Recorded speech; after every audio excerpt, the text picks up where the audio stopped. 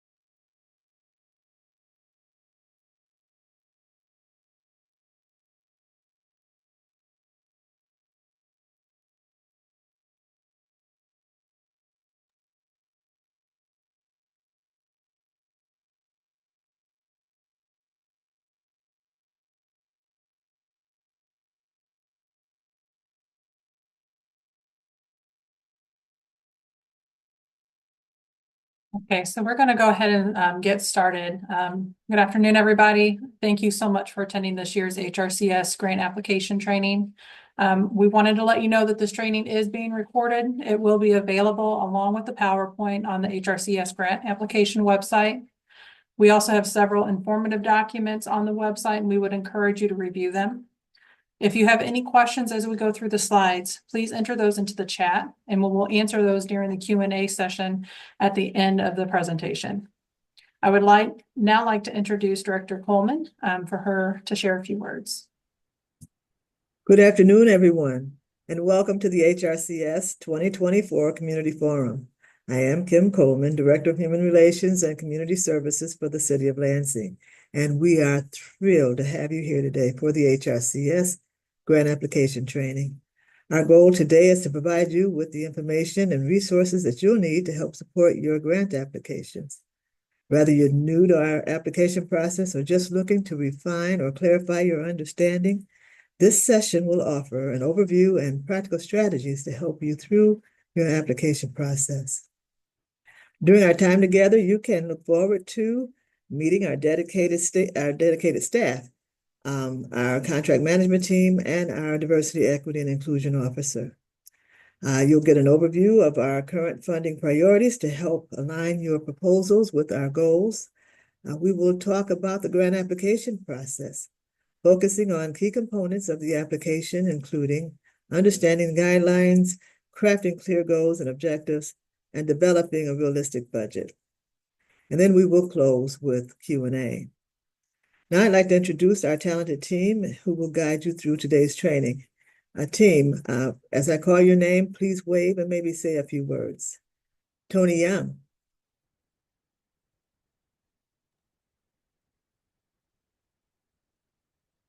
Amy Crank, Thank you all for coming. Daniel Spencer, Thanks for being here. Daphne Whitfield, also contract manager, was unable to join us today. But I'd also like to introduce Michael Hobson, Diversity, Equity, and Inclusion Officer. How are you all doing? Good afternoon. Awesome. As noted earlier, please use the chat feature to share your experiences and jot down any questions that you might have throughout the training. During our Q&A session, we will address your inquiries. Again, I thank you for being here, and I now turn this meeting over to Daniel Spencer.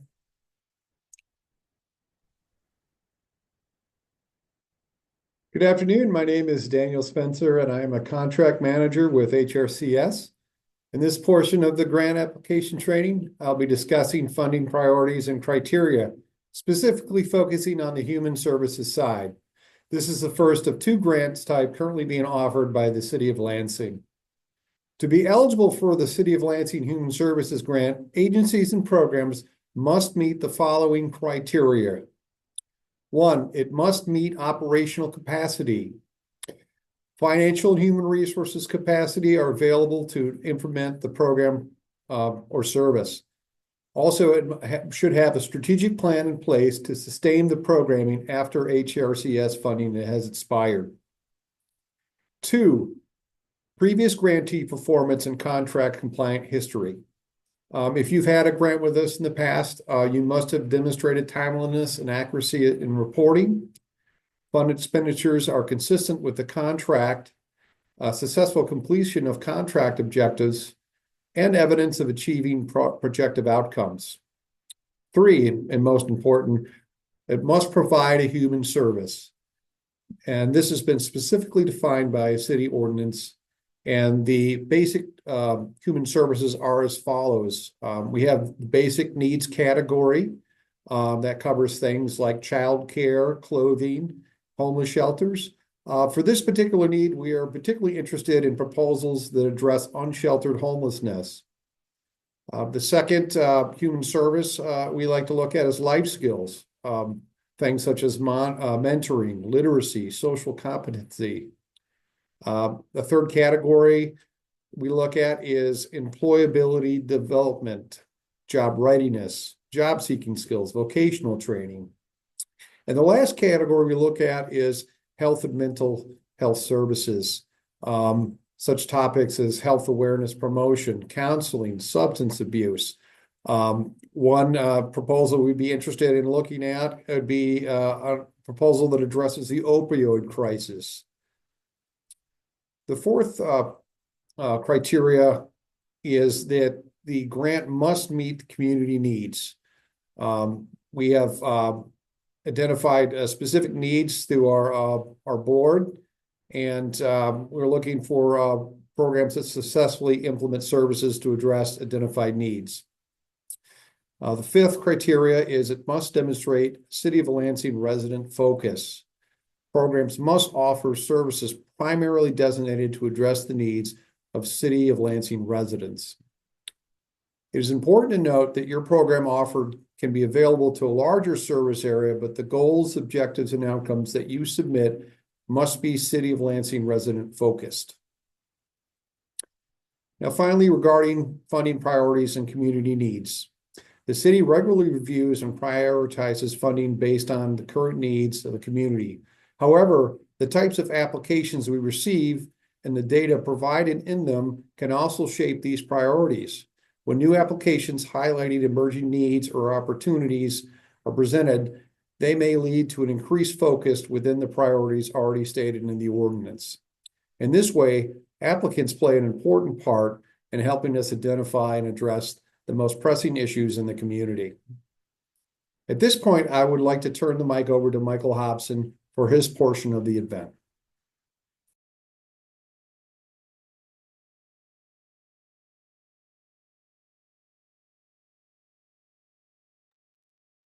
Michael, you're muted.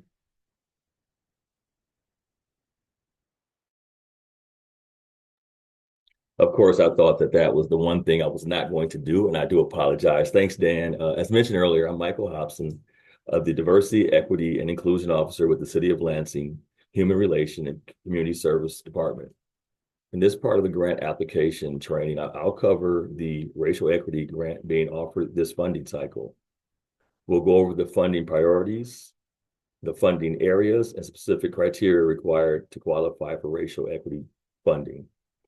Understand we're looking for innovative and creative approaches to address the needs of our community that will basically combat the roots of racism within our community. To be eligible, agencies and programs must align with the following priority areas. That's advancing equity for marginalized individuals and communities within our community. There should be a focus on progress. That's mean creating impactful and opportunities where individuals from marginalized communities can thrive and grow. Build sustainable solutions. That's long-lasting change. It's not just something that'll occur one time. We're looking at the longer-term impact. And also, we want these efforts to be collaborations within the community. We want authentic relationships within the community. And also, we want to, as you'll hear throughout this session, we want to make sure these are sustainable efforts that's improving the capacity to serve our community over a long period of time, not just for something in a short period of time. The agencies that write for our racial equity grant have 6 different focus areas. That's access to health and wellness, economic stability, inclusion of people with diverse abilities, that's expanding opportunities for marginalized communities, inspiring arts and culture, that's increasing the artistic expression and exposure that individuals in our target area will have, sustainable environments, and thriving youth and families. Now, understand if you do select to write a grant in one of these categories, you're able to write in multiple categories, but for each category, you'll have to write it in a different grant. And also the programming that you offer should be different than what you offer if you're writing for a human service grant. To receive funding from the City of Lansing's Racial Equity Fund, agencies and programs must meet the following criteria. As mentioned, and you'll hear it a million times, it should support the city's racial equity efforts by addressing the roots of racism. And one thing from the last group of applications that we have, we really want you to be specific on how you plan to combat the roots of racism in our community. It should be a BIPOC-led organization or one that serves Lansing's BIPOC community. For those who don't know, BIPOC stands for Black, Indigenous, and People of Color, or projects addressing racial disparity or in promoting equity. Organizations must demonstrate operational capacity. That means financially and through human resources, they're able to deliver the proposed services that they put in their grants. If you are a previous grantee, you must have demonstrated a history of performance and contract compliance, including timely and accurate reporting, proper expenditure of funds, successful completion of objectives, and evidence of achieving projected outcomes.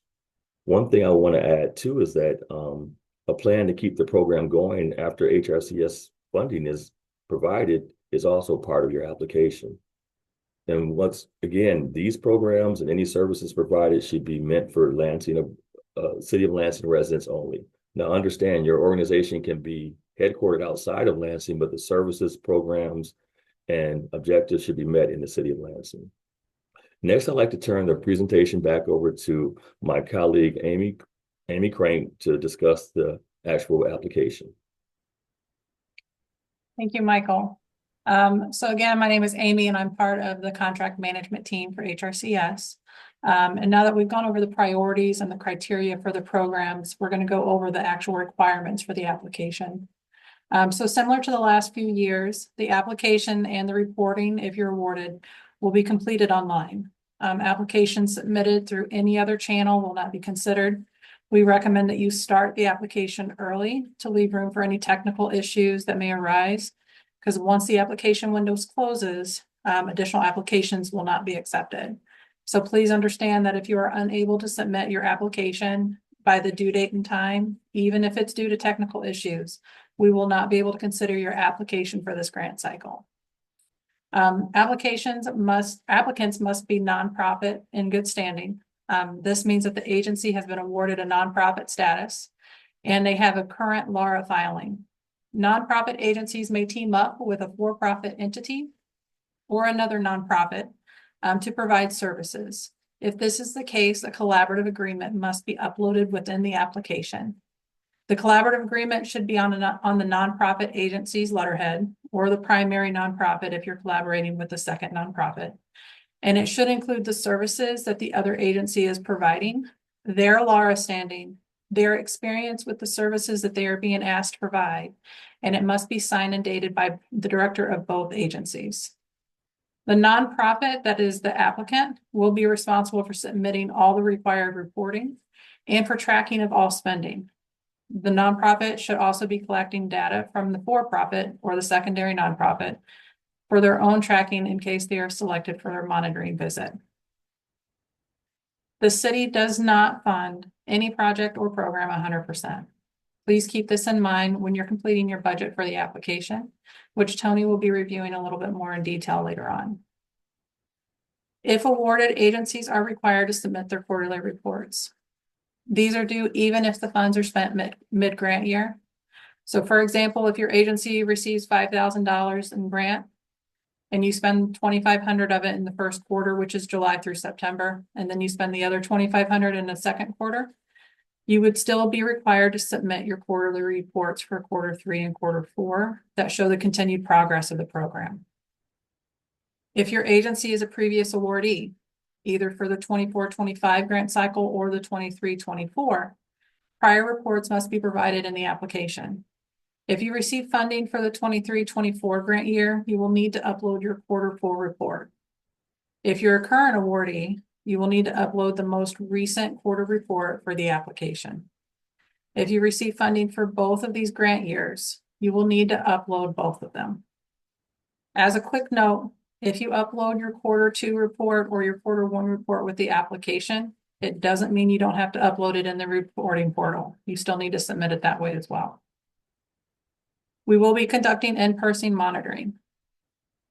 For those agencies that did not receive funding for prior years, please be aware that our office does conduct monitoring visits in March of each grant cycle. And then no individual that is associated with the agency may benefit from the award. This is directly or indirectly. Lastly, the agency cannot have any City of Lansing employees serving on their board. Again, if you have questions on any of what has been gone through so far, please enter that into the chat and we will answer them at the end of the presentation. So next, we'll actually be doing a live demo of the application and the profile. So I would like to make a quick note. Agencies may submit multiple applications if they have multiple programs.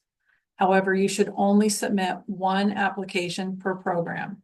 You cannot submit an application under both funding options for the same program. If this is done, it may disqualify both applications. So currently we have, this is the login screen. I'm going to go ahead and click on the portal. If someone could confirm that they see the actual application portal window. Daniel, can you see it? I can. Okay. So on this, if you are okay, so I'm getting some people, looks like in the chat saying that they cannot see it. So let me just go in and make sure.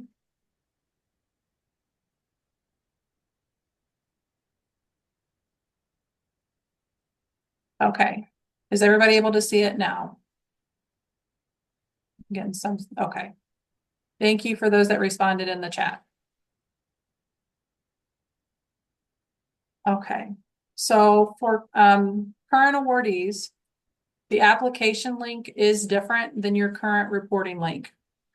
This link will be posted on our website on Tuesday morning, along with a copy of this PowerPoint.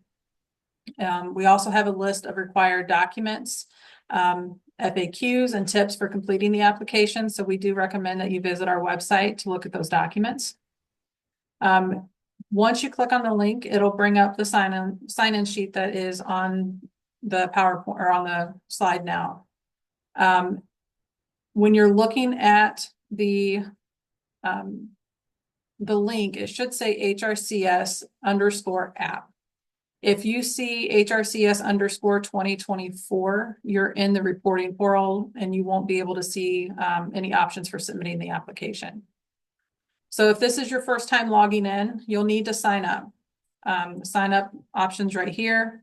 You will be entering in your email address and your password. Please keep in mind that this email address will be used for the email that was going to be receiving notifications from the website. This will be informing you of your status update for your application, decision notices for the application, anything that is due, and invites to certain events. This email should be one that is checked often, and that can be accessed if you're no longer with the agency. If you are a returning applicant and you forgot your password, you can click on your forgot your password. It'll bring up an option for your email. You'll put that in there. It'll email you a link to reset it. So thankfully, I believe I know my email address. So I'm going to go ahead and enter that along with my password. Hopefully it's the right one.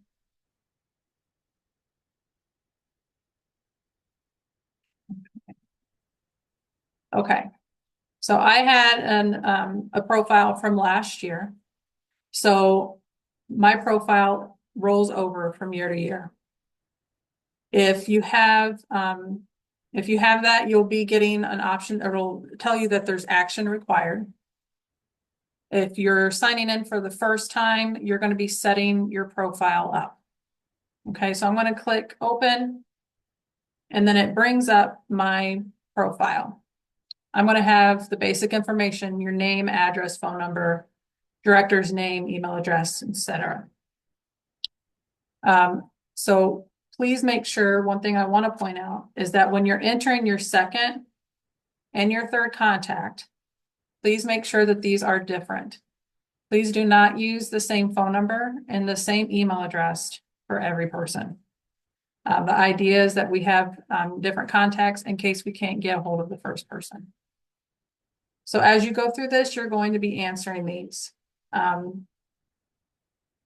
Most of these should be answered by saying yes and selecting a file. So I'm going to go through and I'm going to select a file for the 990.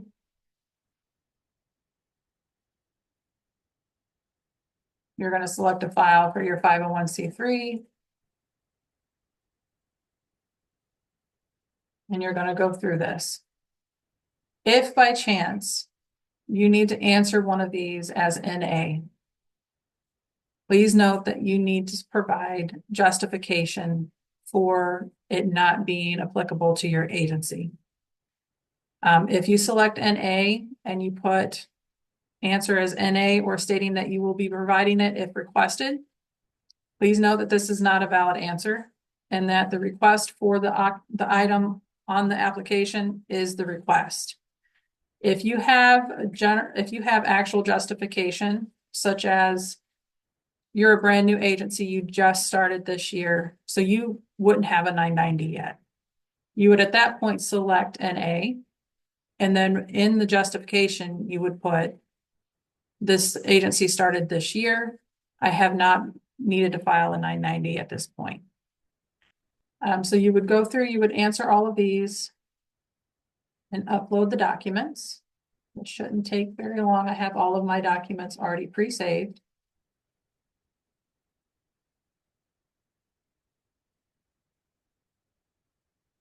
The conflict of interest form is available on our website. There is a link to the form right here.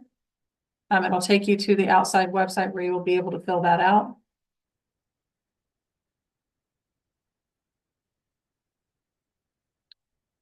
And then for the audit financial statement, note that the audit or financial statement is different than a single audit.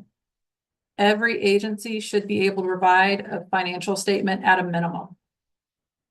If you receive more than $750,000 in funding, at that point, I believe is when you would need to file a single audit.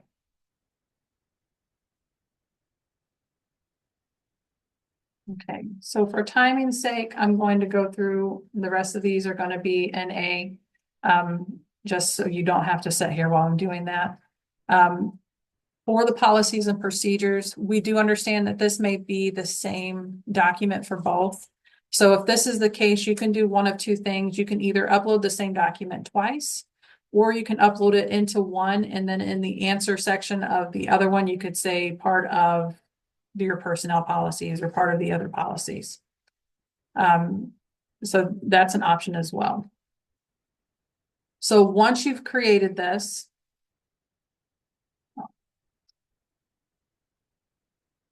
so if you don't fill everything out, it will give you an error message letting you know that you missed something. So you'll create the profile. Yeah. Okay. Apparently I had a couple of them. Once you create the profile, it'll give you the option to actually start the application. The application window is set to open on Tuesday, November 12th. So you will go in here, you'll select Get Started, and it'll bring up the application. So you can open it, and the first question is to select the grant type. Please consider your answer carefully because it determines which questions populate for your application. So we'll start with the human service application. As you're going through this, if you realize you need to stop and you can't complete the application in its entirety at one time, you can save a draft. We recommend that you save this pretty frequently, that way you don't lose your work, and you can always come back to it. So we're going to do human service for this one. I'm going to say my name is the HS test. If you receive funding further, you would hit yes. You would input that the date, the year that you've received it last, and then whether or not you received it for the prior year. So I'm going to put no on mine and then no here. If you answer yes to those, you will be uploading some documents. For the human services, you can select multiple categories. If you need to do so, you would click on one, use your control button on your keyboard, and you can select a second. That's the same for the subcategories. You can select multiples here. And then you would enter if there's a different program contact. Then you would begin answering your questions for this, for the application itself. So as you're going through these, you want to make sure that you answer these completely. I'm not going to type out a whole bunch of stuff on here.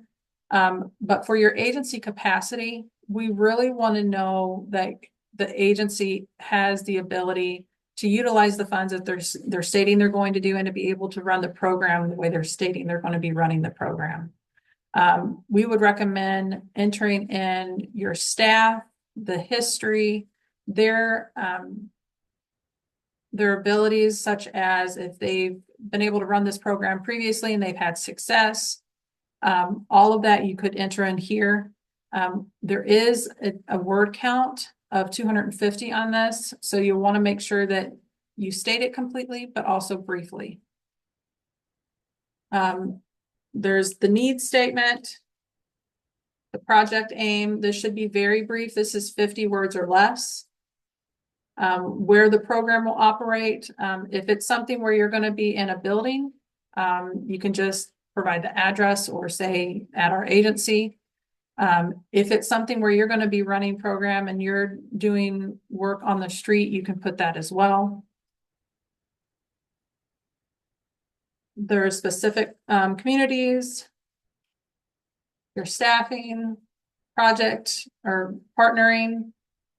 With this, if you're going to be partnering, but you're not addressing or you're not adding funding to your budget specifically for that agency, you would put that in there. If you are dedicating funding from the money that you're asking for in the grant to a specific agency, you would need to do the collaborative agreement. You would add your benefits and then your goals. This year you can have up to 2 goals, and each goal can have up to 2 objectives and outcomes.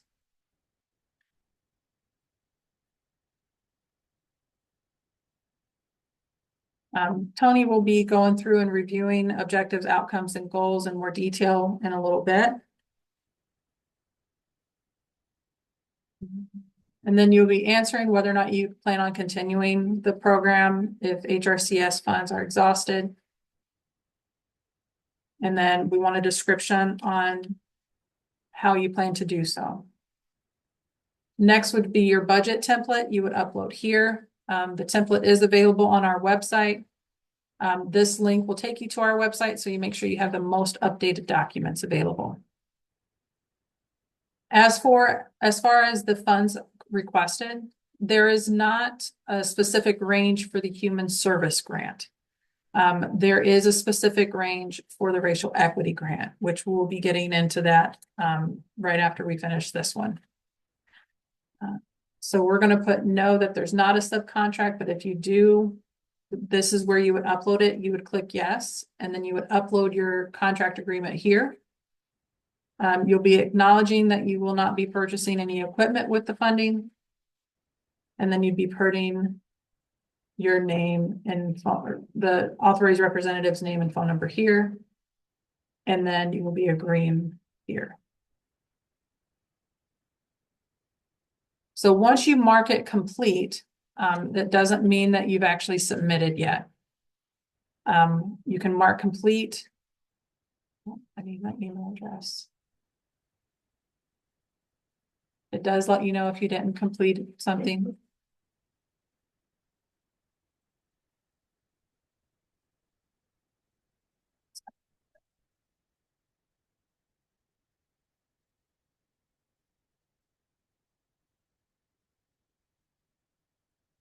Okay, so once it's complete, you'll be able to see it here underneath your applications.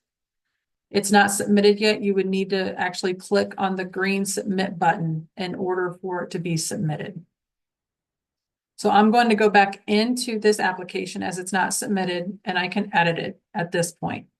Once you submit, you cannot edit your application. So I'm going to go back into it, and I've realized that I don't want to do human services. I want to apply for the racial equity. So it's going to show us the other questions real quick. It does change the categories. So for the racial equity program, you can only select one category.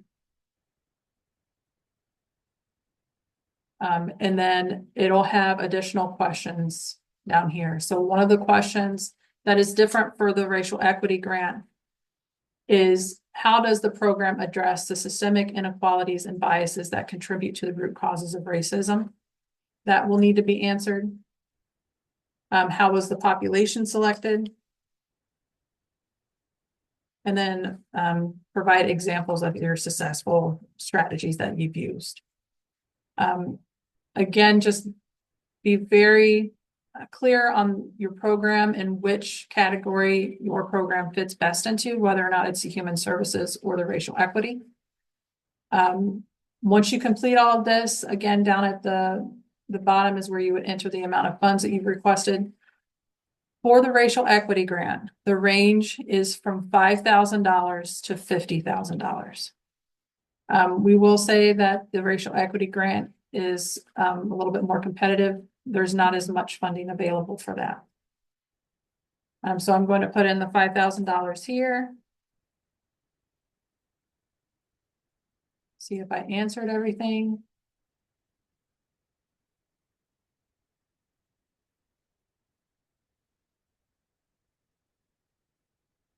Let's see if there's anything. So I'm gonna save changes.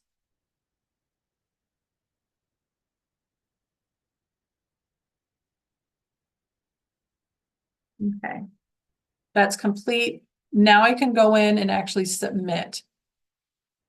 So once I submit, I will get an email to the email address that I used for the login. And that will tell me, congratulations, thank you, you've submitted your application. Okay. So that would be the end of the application itself.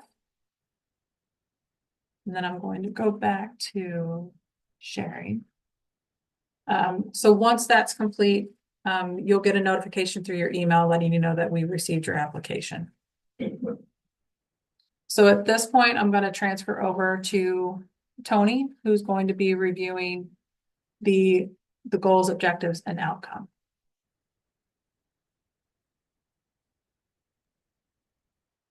Thank you, Amy. Good afternoon, everyone.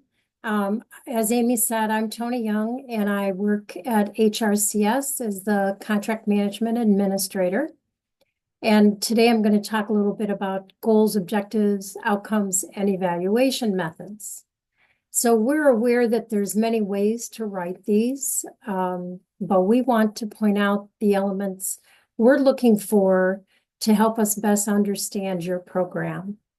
And as a reminder, if you have questions or comments while we're talking about this today, please put those in the chat and we'll address them at the end of the program. So goals in general should answer the broader questions. What do you ultimately want to accomplish for the program participants? What are the issues or problems that you hope to address?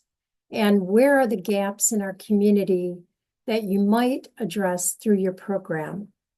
So you might want to think about our community as a whole, and in your work at a human service agency, you may have a sense of an area where a new program needs to be developed, or you may have a current program that you may want to shift focus. So who is being left behind in our community, and what will be different because you are here and you are providing your program? So in general, goals should be broad, general, and visionary for what you hope to accomplish. And in formulating your goals, we recommend you begin with your needs assessment and research the best practices to address those needs for the group of people you plan to serve. Because we know that best practices are very intrinsic to the target group that you're working with.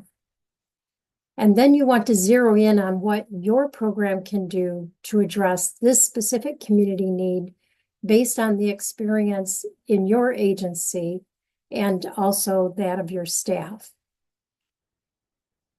And we do recommend that you explore program logic models as they apply to human services.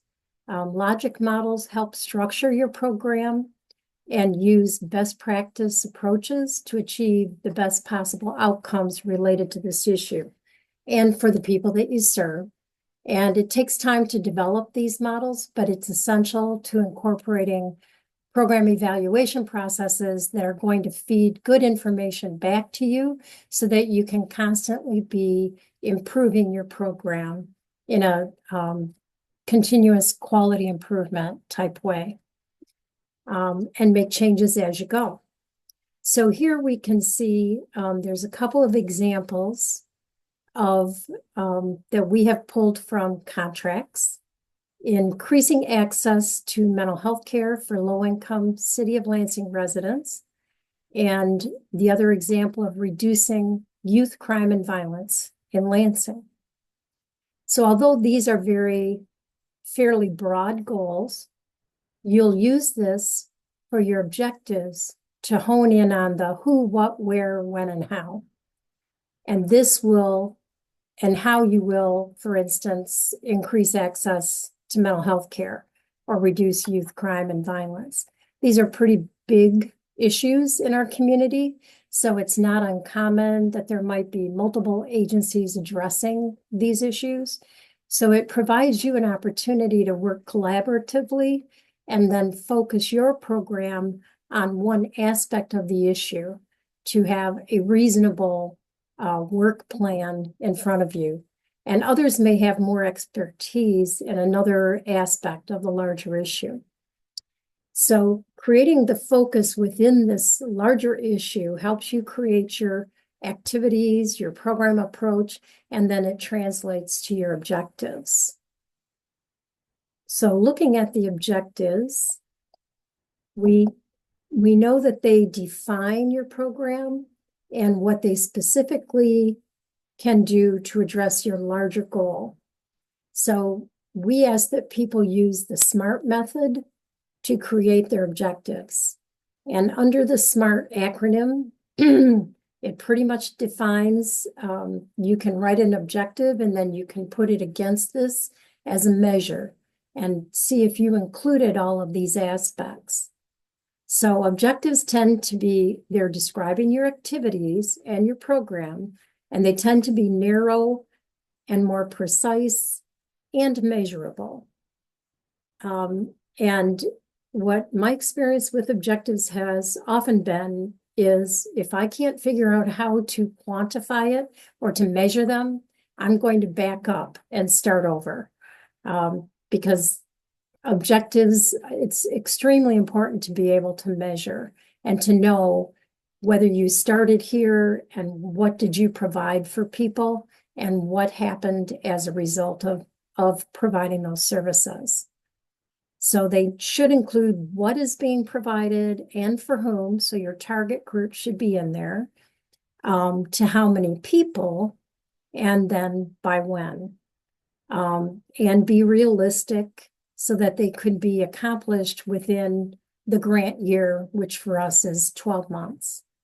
And then your outcomes, on the other hand, should be describing the benefits that people will receive because they've participated in your program. So how will people benefit? What can you think of as the best benefit that people might experience? And then you can think about them on 3 different levels. There's short-term, medium-term, and longer-term outcomes for programs.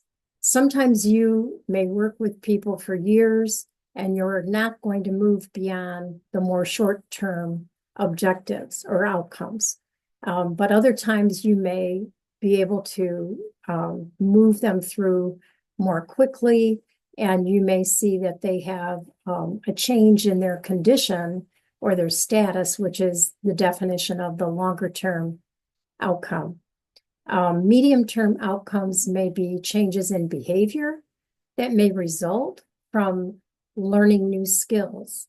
But one quick way to think about that, outcomes is to use the COSA's acronym, which stands for knowledge, opinion, skills, and attitudes or aspirations.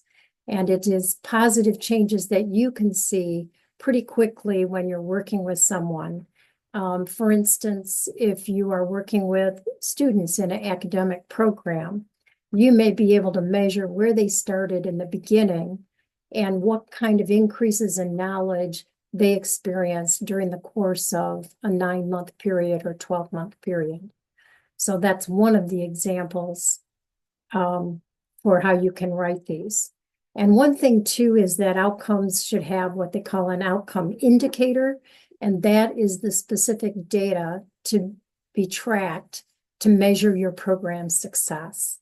And it can be a target or a level of achievement you set for your program. So in our examples, an outcome measure shows the number of percent of those who achieve the outcome or the benefits, and not simply the number served. The number served is the measure of your objective. Obviously, these two are related. And then the evaluation method shows how you will track the number of people served, your objective, and then also how you measured the participants' benefits and how many of them reached that goal that you set. So what kind of data you use to demonstrate success is very helpful, and it is the way that you're going to be able to show us that you have accomplished something with the people you worked with. It's helpful to establish this prior to beginning your program so you don't lose the opportunity to gather the best data from the start. And some examples of methods to measure the outcomes you can see here. Sometimes it's pre-tests and post-tests for your participants. Sometimes it might be academic progress measures or participant surveys that are essentially a person's self-assessment of where they started and where they are now after participating with your program. It can also be interviews or questionnaires upon joining or leaving a program that may measure the knowledge or the skills that they gained. And this could mean, such in these instances here where we talk about mental health and counseling, you may want to administer depression scales or anxiety measures, and those things are available. Those kind of standardized questionnaires are available in the public domain. So please keep in mind that even if you've submitted these objectives and goals and outcomes in previous years and received a city award, we ask that you take a closer look at them each year for any improvements or adjustments that you can make based on what you've learned from the first year of operating. So we have new reviewers every year who do review and score the proposals. So we encourage you to apply the SMART criteria, assess your previous year progress, and then add any information that helps demonstrate your program's success. So we have these sample objectives and outcomes. And just to take a look at them briefly, you can see that the objectives are specific. They show who the participants are and how many will be involved, what activities they're engaged in. And the first one is time-bound, where it talks about weekly counseling. And that's an important thing to be sure to include.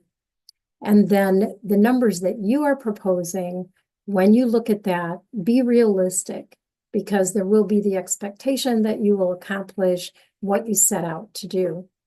In our second objective example, it's specific and it speaks to an eligible target group, and that can be defined further in the needs statement of why you may have selected this group to work with.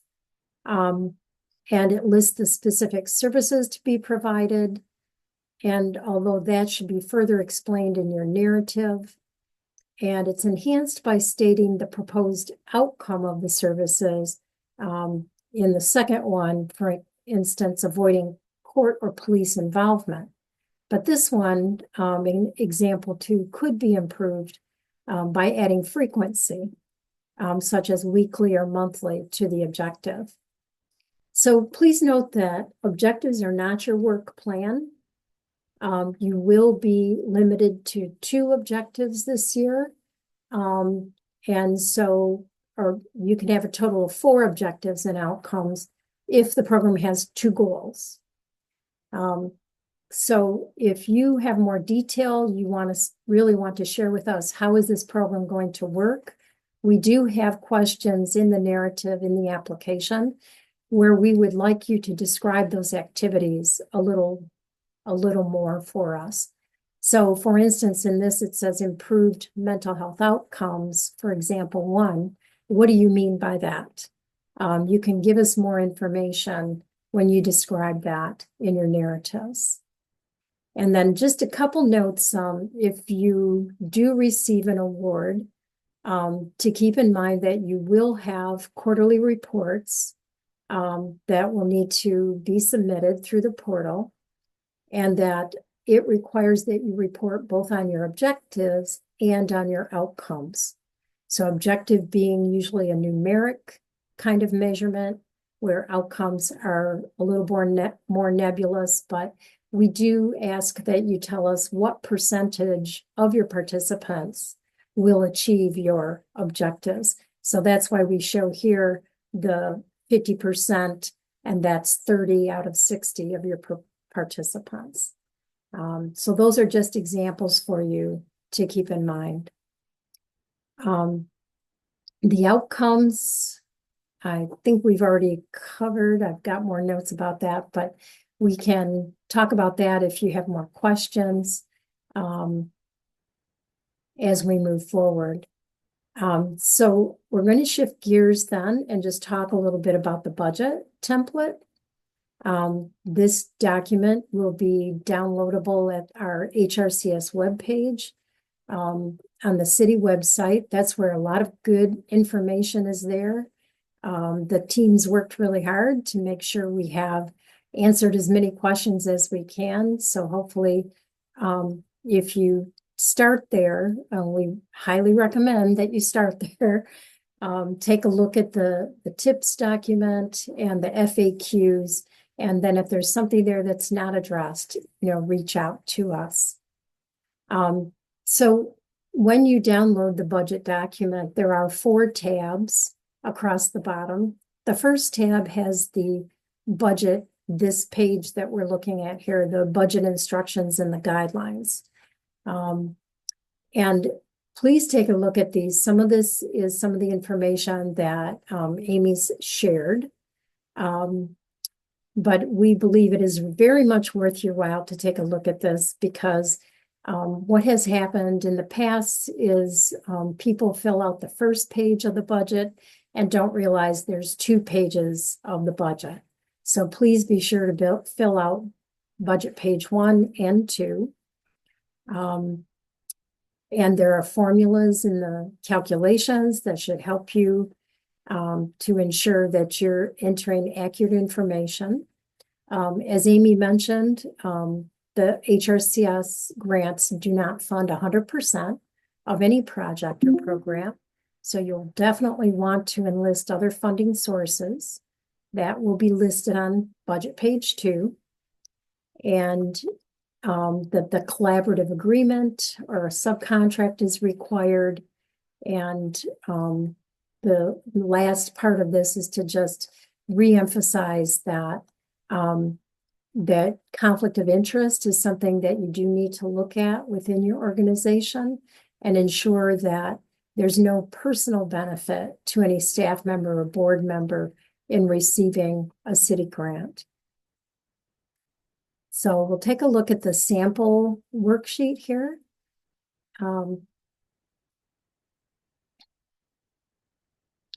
And so we filled this out so that you could see a way in which a typical program might use this form. The first is that we tried to keep it simple by having only 3 budget categories, that of personnel, fringes, and then operating. Pretty much if it doesn't fit within personnel or fringes, it'll go into operating. So under personnel, you list each staff person or position that is working on the program. Notice we're just asking for titles, not for names. And then this is based on an hourly rate. You can break it down. We used a 40-hour work week as typical.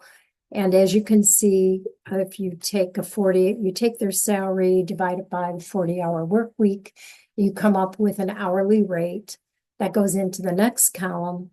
And then the hours on the project, this is estimating 8 hours a week of this person in this job title working on the particular project that you're submitting to us for funding.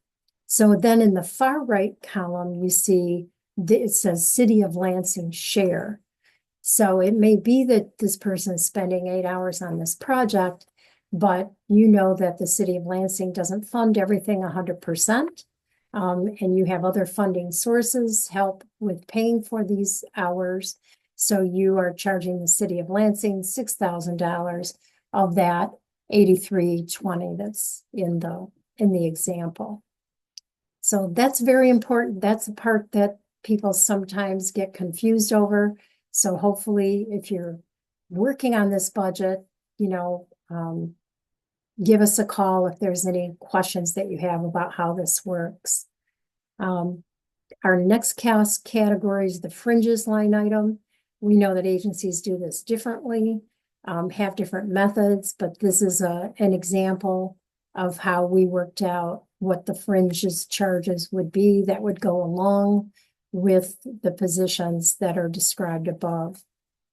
So the formulas that we put in here, please try not to delete them because we give access so that you can You can manipulate them as you need to.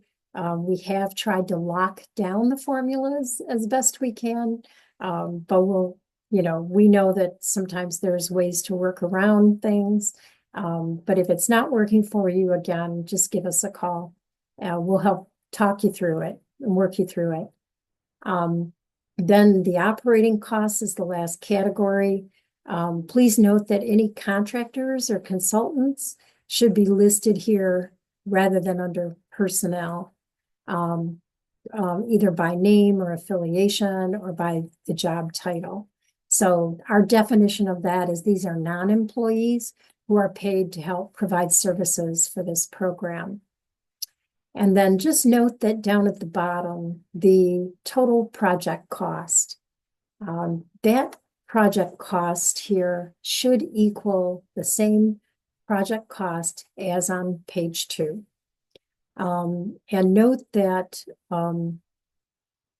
if we want to flip forward to the next one, we can see that backing up to page 1. So this is the blank that we give you.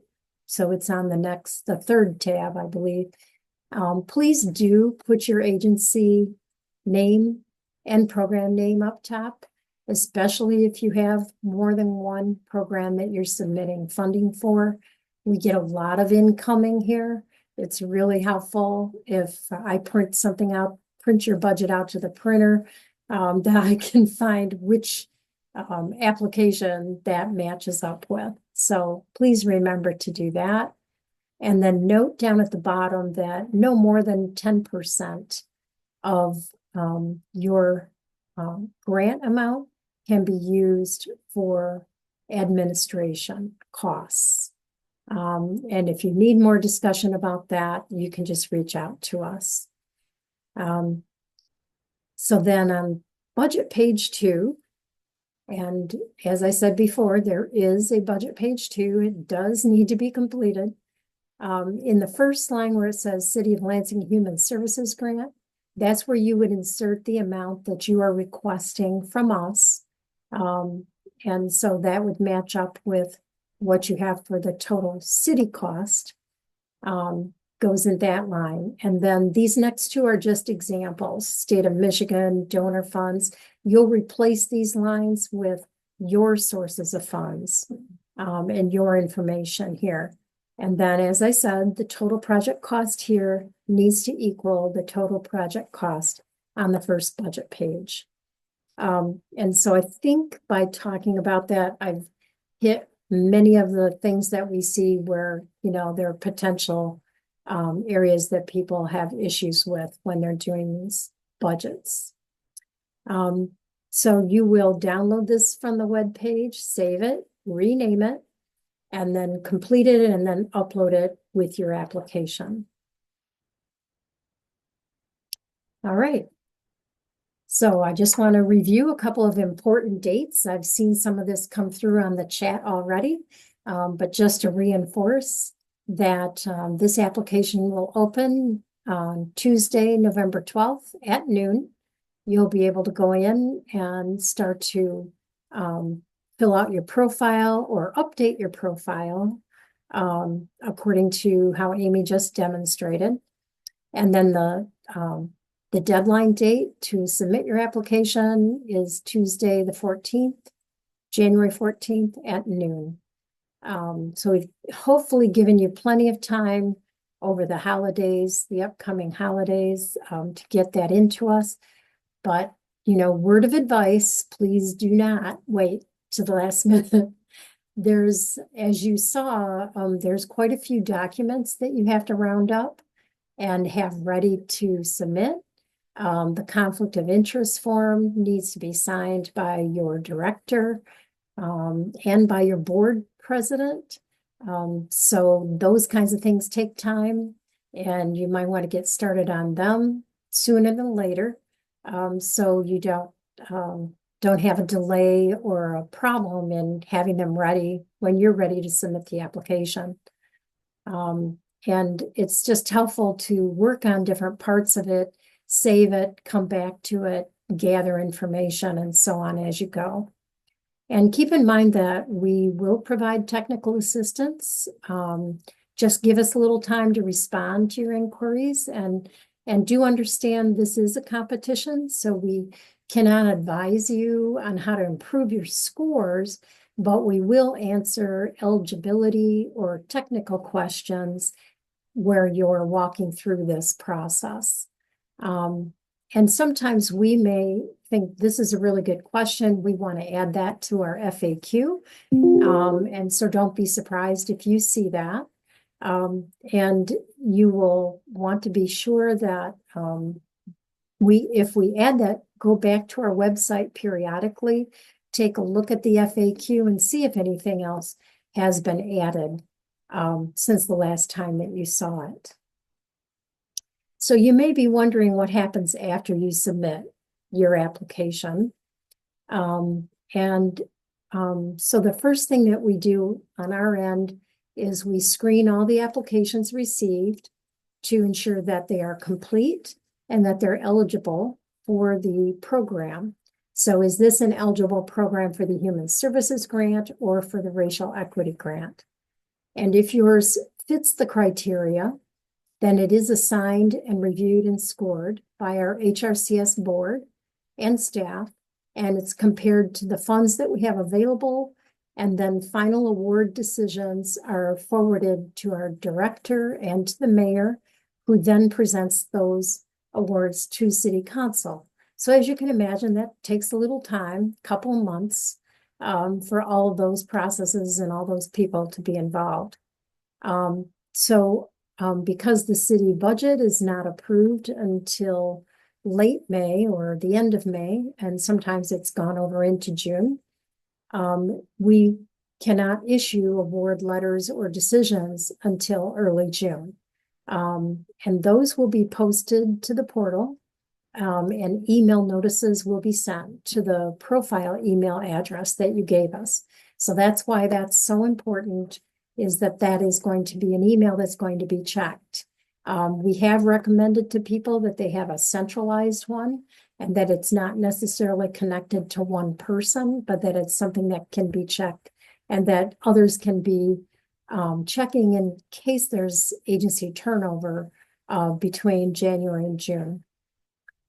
So we do need you to acknowledge the award letter when we send it to you in the portal itself, and you will see that when you get it. And if your award amount is different than the request that you made, and that's pretty common that there are differences, then we will need a new budget and new updated goals, objectives, or outcomes from you. And the date we will need those is July 21st. And if we have to wait longer, that does delay us working on your contracts. So as you can imagine, we have a lot of contracts to put together in a very short amount of time. So the sooner you can respond to us, the quicker that you will be able to move your contract through the system and then receive payment. So that's why we also ask that if we send you a contract, that you return it with your signature within 10 business days. In that way, then we can upload it into our contract system here, get it through all the different departments to approve, and then we can issue your first payment. Generally, the first payment will come out in October, and it is the first half of your grant, so that you have those funds to proceed on in providing your program. And then just a note that we do have quarterly reports that are due if you should be successful in receiving a grant. So with that, I'm going to hand over the microphone to Michael Hobson, our DEI officer, to moderate the questions in the chat. Michael? All right, thank you. So I know we have a few questions that have come in to the chat, so I'll just kind of read out the list of questions. some have been answered before. And then any question that is asked in the chat box or chat feature will be added to our Q&A. So I put in the email address where you can find the questions, frequently asked questions section, as far as me looking to our grants. So the first question, and I'll ask this for any of the grant managers. So if we are currently an awardee and are filing appropriate quarterly reports and we apply for grants for this upcoming year, when we apply, we have to attach all reports on the first grant and have been filed for the grant. So I'll answer that. It's not all of your reports. It's your most recent report that you submitted. So if you're applying for the grant for this coming year and you apply in, we'll say at the beginning of January, the only report that you probably submitted would be for quarter 1. If you're one of the ones that like to do your reporting early and you have your quarter 2 ready, then by all means include that one instead of the quarter 1 report. But it would just be the most recent. And then if you've received it in prior years, it would be your quarter 4 report from the prior year that's submitted somewhere else. So there, at most, you would be submitting 2 reports. Okay. The next question is, do we have to complete the conflict of interest form again if we submitted it last year? I'll answer that one too. Yes, it has to be submitted each year. Okay, and this one has been answered, but I think it's always important to just provide people with deadlines. What are the deadlines for both grants? Both grant applications will close on January 14th of 2025 at noon. It's very important. There is no distinction between the grants. Both grants are due at the same time. What's the next question? Just to clarify, if we have received funding last year and this year we have to submit the most, this is the same one about that quarterly report. I think that one, you answered that question. I'm sorry about that. Next question. How does it look like when you partner with a 501c3? Are they just the fiduciary or a programming partner? They would be both. They would be the fiduciary, the nonprofit would be.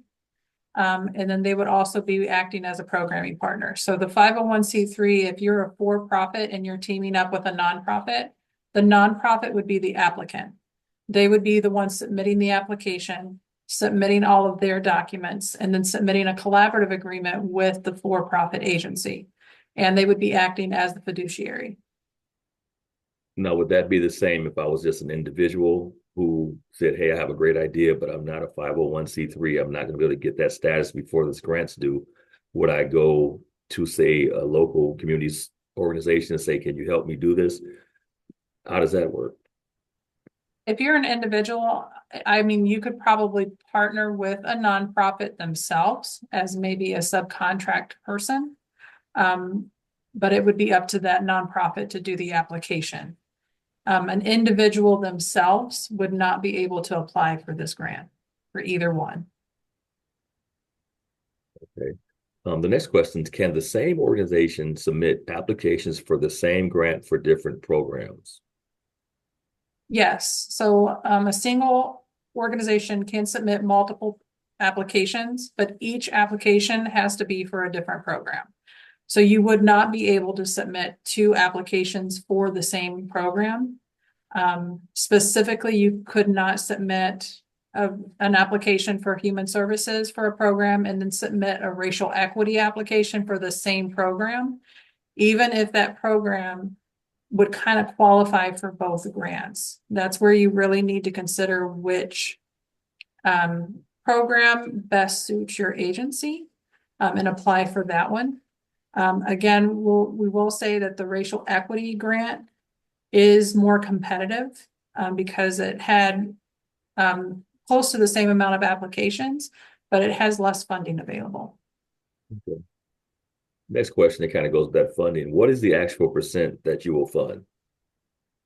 We don't have an overall specific percentage that we will fund, but we do not fund 100%. So some agencies will submit a budget and we're funding 10% of their overall program. And some we're funding more than that. It really just depends on what their what their sustainability plan is. So our funding should be there to support and not sustain the program. So if you can't run the program without our funding, we're going to be looking at that when we review the application. Okay, this next question, it says, as a young organization incorporated in 2021, our founder, director, president are currently all the same person. Can you advise on how to handle the scenario with the proper conflict of interest documentation? So I don't know that I'm completely clear on the question, but I'll answer it how I kind of assume the question is meant. In the profile, we ask for two separate things. One is a conflict of interest form that is an HRCS form. That's basically signing that you don't have any conflicts with the city receiving city funds. The other is a conflict of interest policy, and that's the policy that your agency has on how they deal with a conflict of interest and how it's reported. So if the same individual is the founder, director, and the president, for the conflict of interest form, that's the HRCS form, they would sign as the director, and then there would be a board president that would also sign. And then if there is any type of conflict of interest for the agency, they would list that on the HRCS form if there's a conflict with the city in receiving our funds. So for example, if your spouse worked for the city, you would want to put that in as a conflict of interest. But as for your policy, that is up to how your organization handles that. If that didn't answer the question, please enter additional questions into the chat and we'll get back to it. Okay. Actually, I was going to ask Tony a question. I think Tony has her hand is up right now. Go ahead, Tony. There's too many buttons to push. Yes, all of what Amy said is accurate. The only thing that happens sometimes at new organizations is that they may not have a very complete board of directors at the beginning. And so we do urge you to create that board of directors so that you have a group of people that can be sources of information for you and people with different expertise when you're just getting started up. So I don't know if that was part of the issue, is that, they didn't have a lot of board members, but when you incorporate as a nonprofit, you need to definitely develop your board early on. I guess, Tony, since you're already on, I guess I'll have you answer this question. What have you seen from your experience are the most common mistakes people make when they're applying for different grants through our office? The common ones were that they didn't fill out page 2 of the budget. And Amy and Dan, you can chime in on this too. But that's a big one. Or that they didn't understand the difference between putting down the project expenses versus what they are going to attribute to the City of Lansing grant. So those ended up being exactly the same. So they, in essence, said, we have a project here and we want the city to fund it 100%, is what they presented to us. Other errors have been in not really talking about the expertise and experience of their organization. At the time, they tell us when they're talking about their background or experience, they're talking only about staff members, and they're not talking about their experience as an organization, that they may have a very rich history of serving people in particular groups of people or target groups or with a particular type of service. And they've really not talked about that to the extent that they should. Amy or Dan, did you have anything you wanted to add? I would say goals and objectives. A lot of times we'll see goals being written as objectives, meaning the overall reach of the program, as opposed to a point by point what we were going to achieve and how that will tie to an outcome. Or I'll see the opposite, where the goal list will actually be objectives, but they're not really stating what their overall goal of the program is. And I mean, that's okay. We do get that, but it does affect the scoring. We have had some grants that we did manage to award, but we had to work with the grantee as far as redressing those goals, objectives, and outcomes. But yeah, if it's not done right, it can affect your scoring overall.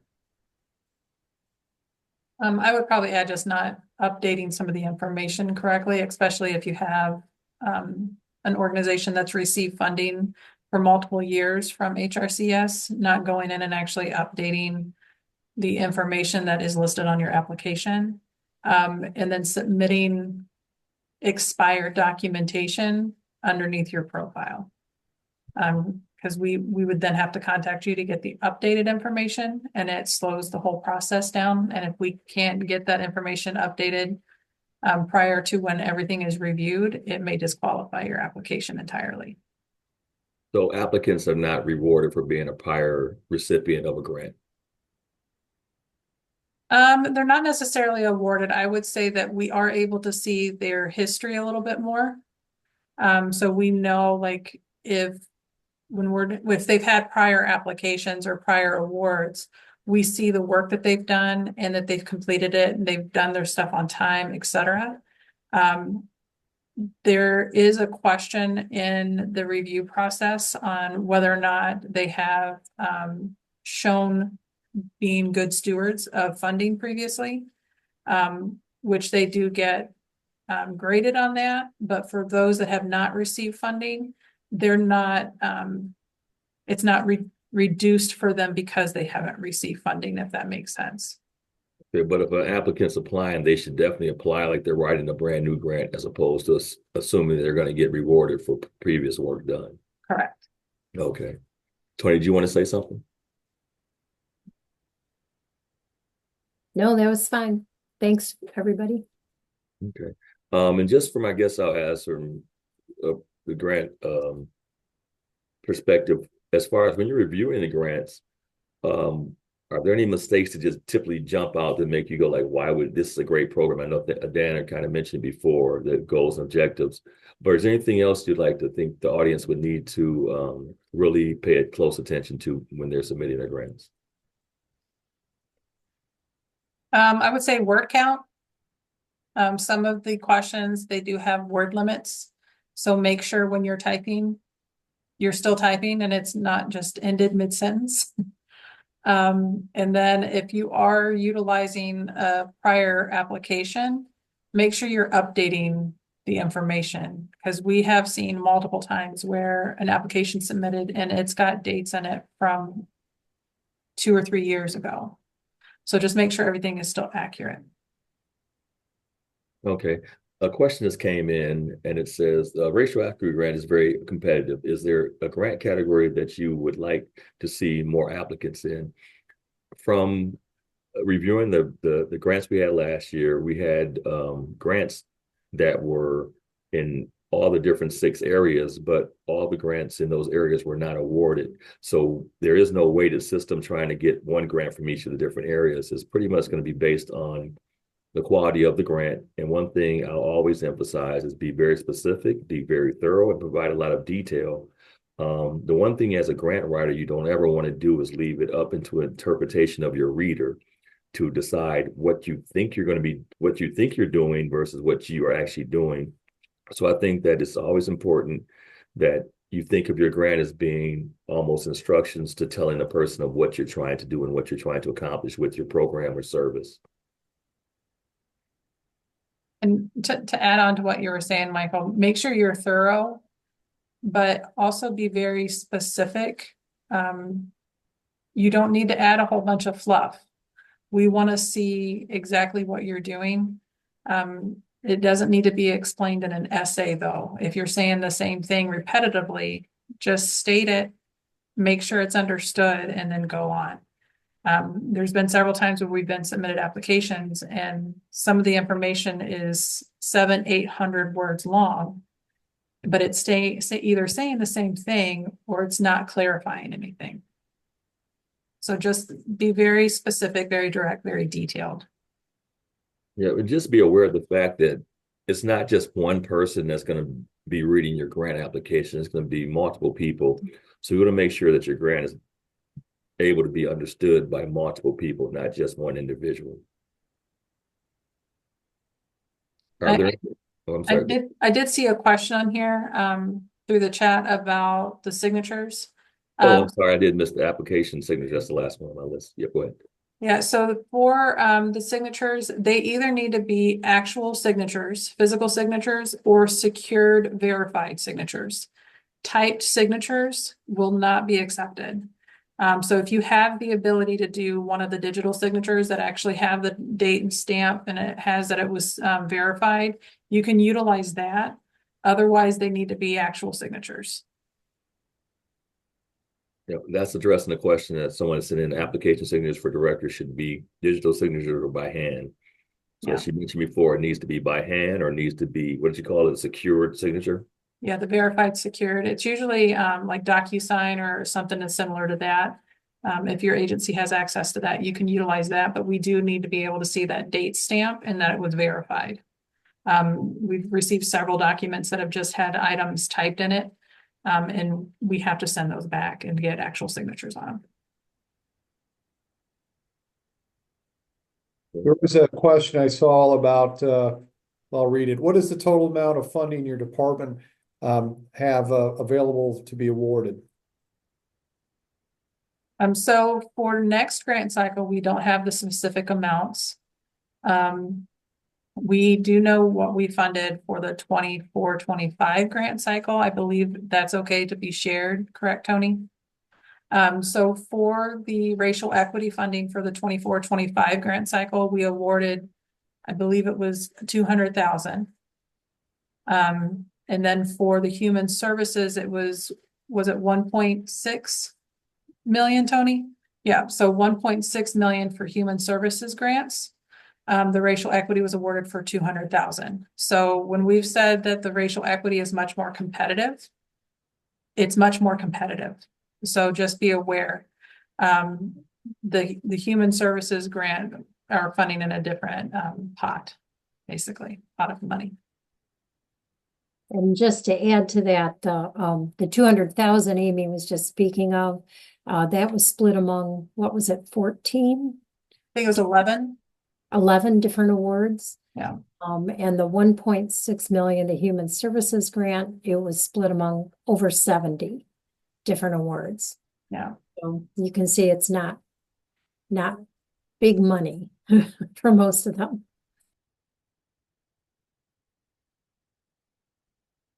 And I'll always say, think of the racial equity as being trying to, do like a home improvement on just a room or part of a house. It can't be the whole house. So think of it as being a chance for either an existing program to target a target population, disenfranchised group, marginalized group that you can specifically provide services to, that you can already kind of blend into some of your existing services, but be able to come up with an innovative and kind of new approach in which to try to make change for this population of people. So as we mentioned before, none of the grants can be 100% standalone to support an organization, but all the grants, when compiled with the other funding that the organizations can receive, can also have such a positive impact on the community. If there's any other questions, please feel free to go ahead and put them into the chat. Michael, did you want to address the last question there from Brian?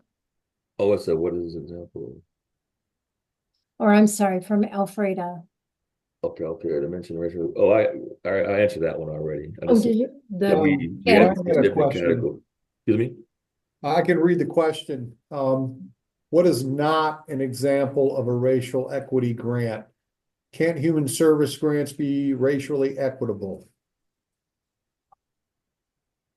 Well, they probably can be. I'll answer that question. But as far as you can write, you have to write for different like services, activities, or different things. It can definitely be a racial equity grant.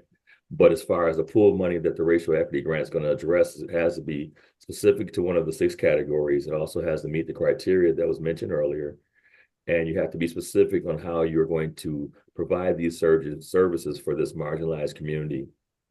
Now, that doesn't say that in the big picture under the human service grant that these same people are not being impacted, but the goal of the racial equity grant was to really pinpoint for a targeted group of people some changes that this program or service will be providing. Yeah, and I think I'll add to that a little bit. I mean, you can, if you're writing for the grant, you could turn anything into the racial equity, like Michael was saying. But you'd have to track it if you're wanting specifically for the racial equity. You just need to make sure that you're tracking it that way, and you'd have to write it that way. Yeah. And one thing that's going to be different in too is that for racial equity, you don't have to have the 501c3. You can partner with someone who has that to get your programming or your service or your project, moving forward. And just to finish that part, and add to Amy and Michael, we do hope that the racial or the human services grants are racially equitable is the term that you use. Yeah. Yeah, and then I think there is an expectation of that as well for human services, of course. Yeah. It's the next question. Can one company submit, the thing that's moving again, can one company submit more than one grant? Yes, you can submit as many grants as you want to, but you can't, one grant application can't be spread out amongst different portions of different criteria of a grant in which people are writing for. And they're trying to cover different programs. Yes, I think there's the maximum that one agency can apply at one time, I believe, is 5 applications. I think it's 5. But you cannot apply for more than one application for the same program. So for example, if I had my own agency and I had a program that worked specifically with veterans, but then I had another program underneath my same agency that offered home improvement for low-income households or something like that. I could apply for each of those programs for my agency, but I couldn't apply under each of the types of grants. So I couldn't submit a human service application and a racial equity application for the home improvement grant. I couldn't do that, but I could submit one application for the home improvement and then one application for assisting veterans. That I could do, but you can't submit multiple applications for the same program. Okay, so I'll answer the question. So there was a question about if they're going to be someplace to find the majority of this information, because the person was in and out of the building. So yes, so if you go to the City of Lansing website and you go to the HRCS department or the Human Relations and Community Services department, underneath the HRCS grant application, we have, there's a FAQ that has the majority of the questions and answers that we've already gone through. That gets updated regularly. So as we have additional questions come in, we will add that to that.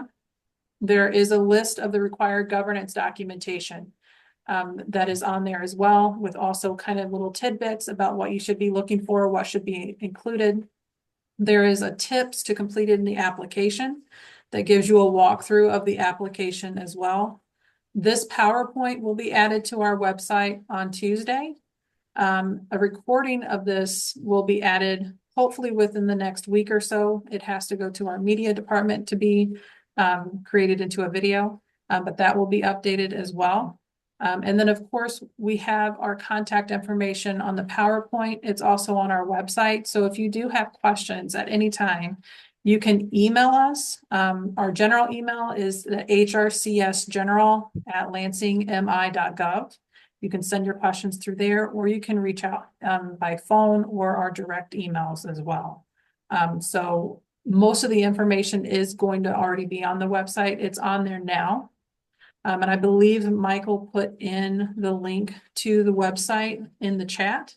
But all of that information, it would be underneath new applicants. All of that information's there. Conflict of interest form is there, and the budget template is also there that you would be using. So the next question is about, can I partner or can you partner with a for-profit and a nonprofit for the HRCS grant? Yes. So a nonprofit would be the applicant. They would have to have their 501c3 and have a current LARA filing. They would have to submit, along with the application, a collaborative agreement with the for-profit. In the collaborative agreement, it would need to list what the for-profit is, the services they're providing, their LARA standing, their experience and success with providing the services that they're being asked to provide. And it would need to be signed by the directors of both agencies. That would be submitted along with the application. The nonprofit would be the fiduciary. So they would be responsible for tracking all of the spending, and they would be responsible for tracking the success of the program. So they would be collecting data from the for-profit agency. This would be very beneficial, especially if they get selected for monitoring.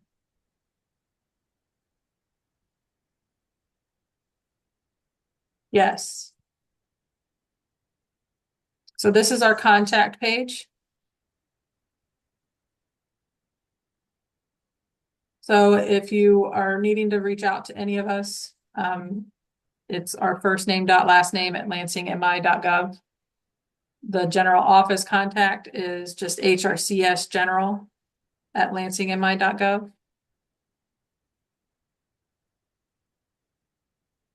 And again, this will be available on our website as well.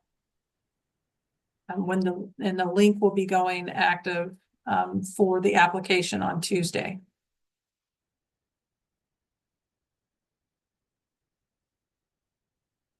The next question is there a minimum timeframe for nonprofits or for-profit agencies as it relates to the dates their corporations are formed?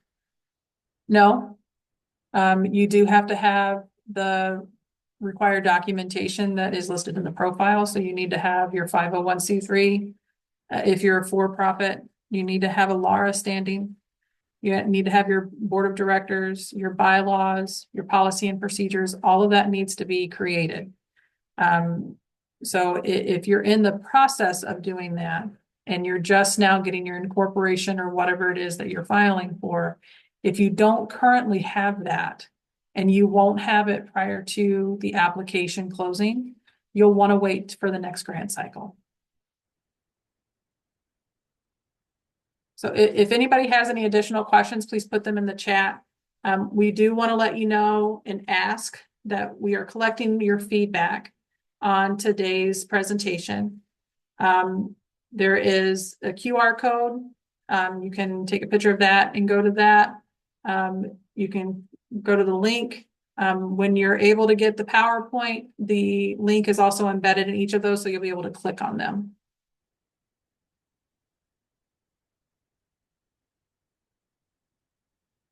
I'm going to give it about 30 more seconds. If there's any more questions, please enter those into the chat. Okay, can you define equipment? So we go by the definition. So the question is, can you define equipment? Things like laptops, vehicles, probably.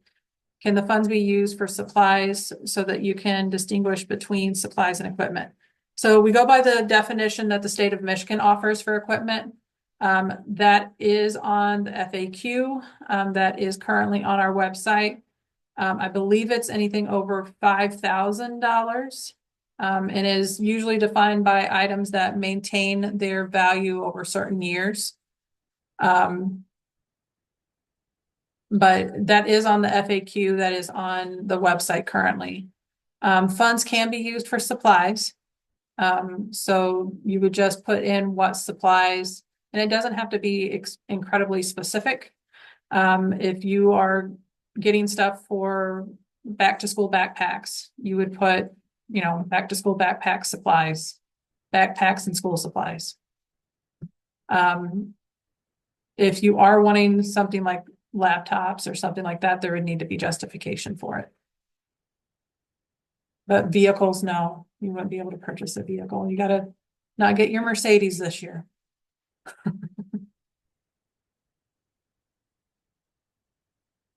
Okay, so we're going to give it a couple more seconds and then we're going to be closing down. Again, this presentation will be available online on the HRCS website.